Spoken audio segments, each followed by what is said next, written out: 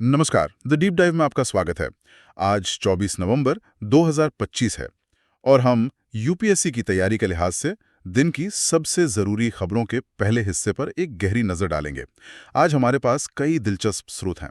हम समुद्र की गहराइयों में हुई एक नई खोज से शुरुआत करेंगे, फिर दिल्ली एनसीआर की हवा में घुलते जहर की बात करेंगे।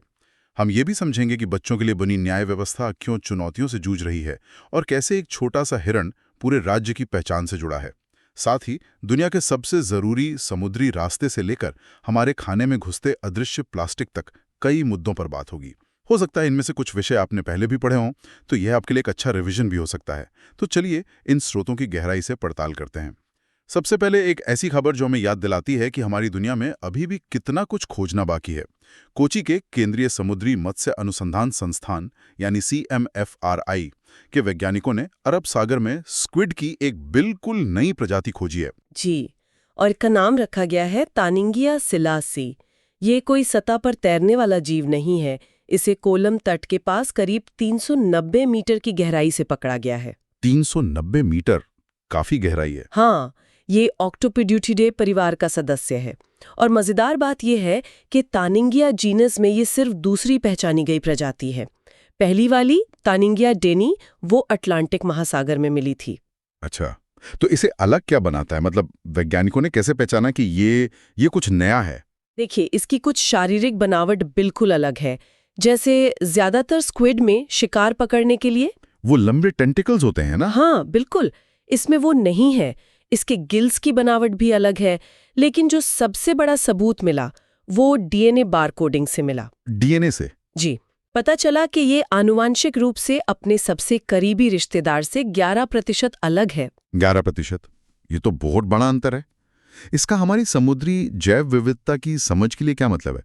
क्या ये इस बात का संकेत है कि अरब सागर में जितना हम सोचते हैं उससे कहीं ज्यादा जीवन छिपा हुआ है? बिल्कुल।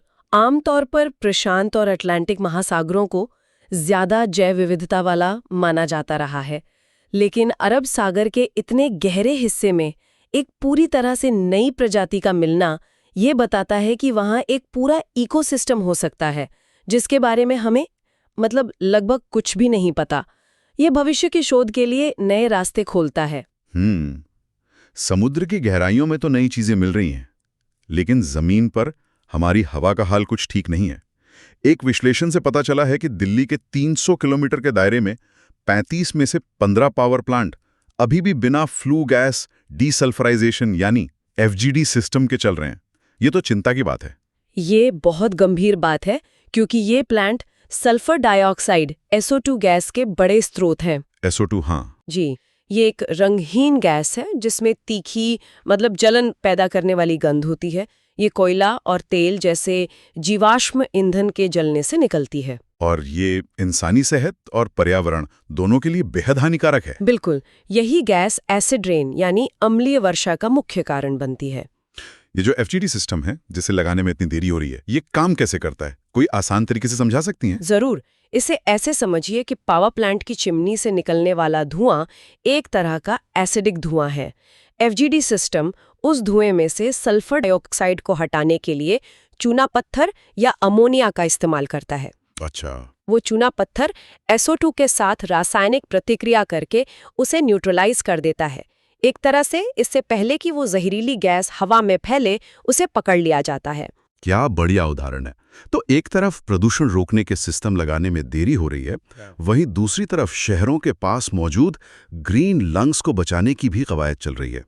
इसी से जुड़ी खबर चंडीगढ़ से है, जहां सुखना वन्य जीव अभयारण्य में वन्य जीवों की गिनती शुरू हुई है। जी, ये अभयारण्य शिवालिक की पहाड़ियों की तलहटी में मशहूर सुखना झील के ठीक पास है।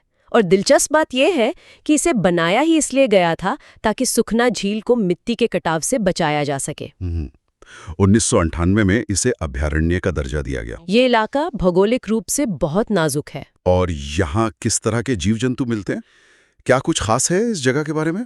यहाँ खैर और शीशम जैसे पेड़ है और कई तरह के जानवर जैसे सियार और जंगली बिल्ली मिलते हैं। लेकिन इसकी सबसे खास पहचान है सांभर हिरण।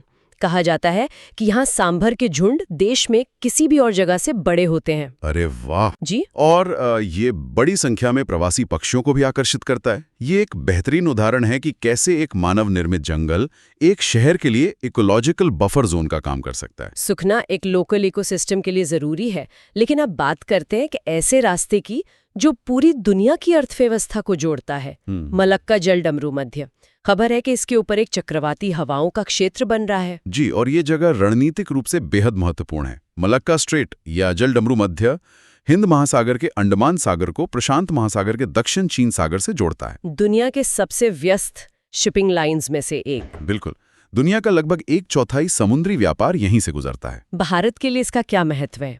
सोर्स में लिखा है कि हमारा लगभग 60% समुद्री व्यापार इसी रास्ते से होता है।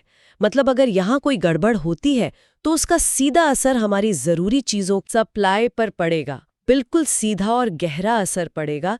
हमारे लगभग सारे LNG यानी लिक्विफाइड नेचुरल गैस के इंपोर्ट भी यहीं से होते हैं। और ये चीन के लिए भी एक चोक पॉइंट है, मतलब एक ऐसा संकरा रास्ता जिसे बंद कर दिया जाए तो उसकी पूरी सप्लाई चेन ठप हो सकती है। इसी वजह से ये जगह हमेशा भू राजनीतिक तनाव का केंद्र बनी रहती है। सही है। तो मलक्का स्ट्रेट एक अंतर्राष्ट्रीय जलमार्ग है। अब भारत के अंदर एक अहम नदी की बात करते हैं जो हाल ही में गुजरात में एक पुल के ढहने की वजह से चर्चा में थी, माही नदी।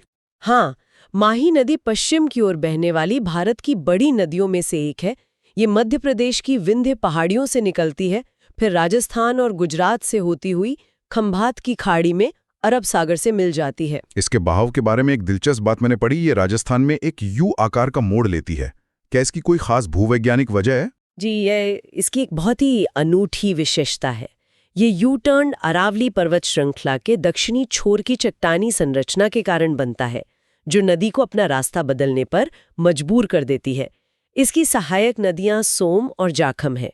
और एक और बात, शायद इसकी एक गाद से जुड़ी हुई। हाँ बिल्कुल, माही नदी अपने साथ बहुत ज्यादा गाद यानी सिल्ट बहाकर लाती है, जिसने समय के साथ खंभात की खाड़ी को काफी हद तक भर दिया है। इससे वहां के कई पुराने बंदरगाहों का महत्व भी कम हो गया। अच्छा, नदी पर बना पुल टूटा, जो एक फिजिकल इंफ्रास्ट्रक्चर का फेलियर है। लेकिन अब बात करते हैं हमारे सोशल जस्टिस सिस्टम के एक हिस्से की, जहां कुछ परेशान करने वाले आंकड़े सामने आए हैं। इंडिया जस्टिस रिपोर्ट ने किशोर न्याय बोर्डों यानी JJBs की कार्यप्रणाली पर सवाल उठाए हैं। रिपोर्ट का सबसे चौंकाने वाला आंकड़ा ये है कि 31 अक्टूबर 2023 तक इन बोर्ड्स में 55% से ज्यादा मामले लंबित थे। 55% से ज्यादा? जी, और ये किशोर न्याय बोर्ड का गठन हर जिले में किशोर न्याय अधिनियम 2015 के तहत किया जाता है, ताकि कानून के संपर्क में आए बच्चों के मामलों को संवेदनशीलता से निपटाया जा सके। 55% केस पेंडिंग है। ये आंकड़ा सुनने में बहुत बड़ा है, लेकिन इसका जमीनी स्तर पर उन बच्चों पर क्या असर पड़ता होगा जो इस सिस्टम में फंसे हैं? इसका असर बहुत विनाशकारी हो सकता है। जब मामले इतने लंबे समय तक लटके रहते हैं तो इसका मतलब है कि कई बच्चे, जिनमें से कुछ शायद निर्दोष भी हों, सालों तक ऑब्जर्वेशन होम में फंसे रहते हैं। ये उनके मानसिक स्वास्थ्य और भविष्य पर एक स्थायी दाग छोड़ सकता है। इसका मकसद सजा देना नहीं, बल्कि सुधार और पुनर्वास है। लेकिन इतनी देरी से तो वो मकसद ही खत्म हो जाता है। सही बात है। न्याय व्यवस्था की इन चुनौतियों से अब चलते हैं देश के एक खूबसूरत हिस्से मणिपुर, जहां की संस्कृति और पहचान एक खास जानवर से जुड़ी है। हाल ही में वहां संगाई महोत्सव शुरू हुआ, हालांकि इस बार कुछ विरोध प्रदर्शनों के साये में। जी, संगाई महोत्सव मणिपुर का सालाना उत्सव है जो 2010 से मनाया जा रहा है। इसका नाम मणिपुर के राज्य पशु संगाई पर रखा गया है, जो एल्डी हिरन की एक उपप्रजाति है। ये महोत्सव राज्य की संस्कृति, हथकरघा, स्वदेशी खेल और संगीत का एक शानदार प्रदर्शन होता है। संगाई हिरन के बारे में जानना जरूरी है, खासकर परीक्षा के नजरिए से। सोर्स में एक बहुत ही चिंताजनक बात लिखी है कि यह सिर्फ एक ही जगह पाया जाता है। बिल्कुल, संगाई हिरन दुनिया में सिर्फ और सिर्फ मणिपुर के केबुल लामजाओ नेशनल पार्क में पाया जाता है, जो कि दुनिया का एकमात्र तैरता हुआ पार्क है लोकटक झील पर। हाँ, और जैसा आपने कहा, ये बहुत जोखिम वाली बात है। अगर उस एक जगह पर कोई बीमारी फैल गई या उस इकोसिस्टम को कोई बड़ा नुकसान हुआ तो पूरी प्रजाति ही खत्म हो सकती है।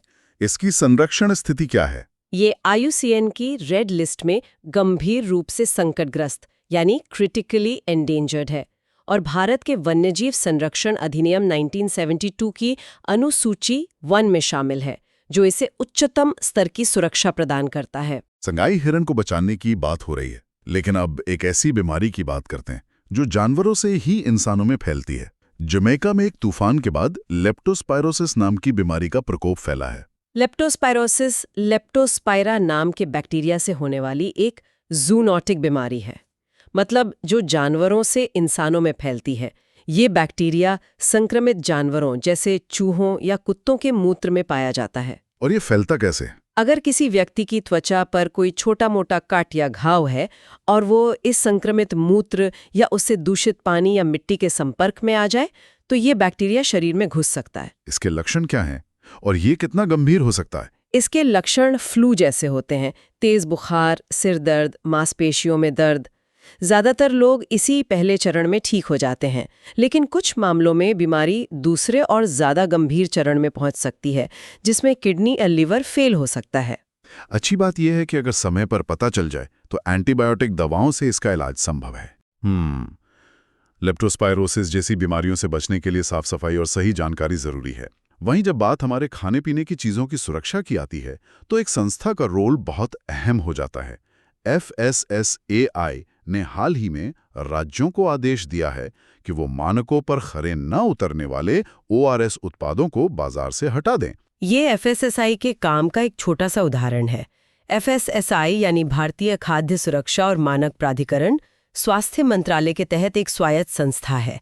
इसे खाद्य सुरक्षा और मानक अधिनियम 2006 के तहत बनाया गया था। और इसका मुख्य उद्देश्य है? एक ही उद्देश्य है, ये सुनिश्चित करना कि हम जो खाना खाते हैं वो सुरक्षित और पौष्टिक हो। तो इसका मतलब है कि ये सिर्फ रेस्टोरेंट के खाने की ही नहीं, बल्कि पैकेट में बिकने वाले सामान की भी जांच करते हैं। विदेश से आने वाले फलों तक हर चीज के लिए विज्ञान पर आधारित मानक बनाना, खाद्य व्यवसायों को लाइसेंस देना, उनकी नियमित जांच करना और ग्राहकों में जागरूकता फैलाना, ये सब इनके काम का हिस्सा है। ये एक तरह से हमारे फूड सिस्टम के रेगुलेटर और गार्डियन दोनों हैं।